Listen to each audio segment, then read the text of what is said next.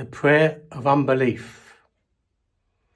You have heard of the prayer of faith. I believe there is a mirror image of this prayer. A prayer that is based on flesh. I call this prayer a prayer of unbelief. Let me pose a question to you. Have you ever heard the Lord say, "Quit praying, get up off your knees"? The Lord spoke these very words to Moses, and the Lord said to Moses, "Why do you cry to me?" Exodus 14:15. The literal Hebrew meaning of the verse is, "Why are you shrieking at me? Why all the loud pleading in my ears?" Why would God say this to Moses?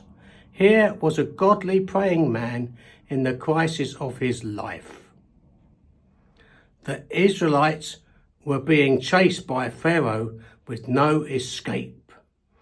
Most Christians would probably react as Moses did. He got alone with the Lord and poured out his heart in prayer.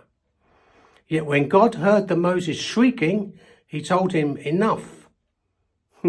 Scripture is not explicit about what follows, but at the point God might have said, "You have no right to agonize before me.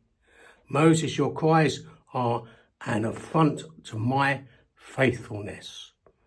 I have already given you my solemn promise of deliverance, and I have instructed you specifically on what to do.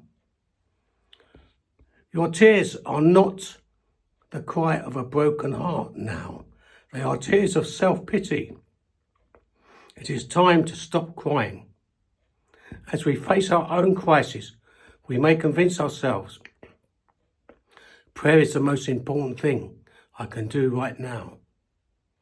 But a time comes when God calls us to act and to obey his word in faith.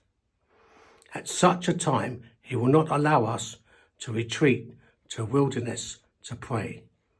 That would be disobedience, and any prayer would be offered in unbelief. The prayer of unbelief takes into account only God's goodness.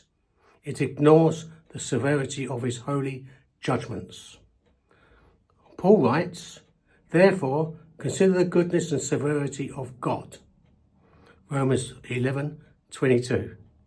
There is a reason the apostle purposely mentions God's goodness and severity in the same breath here.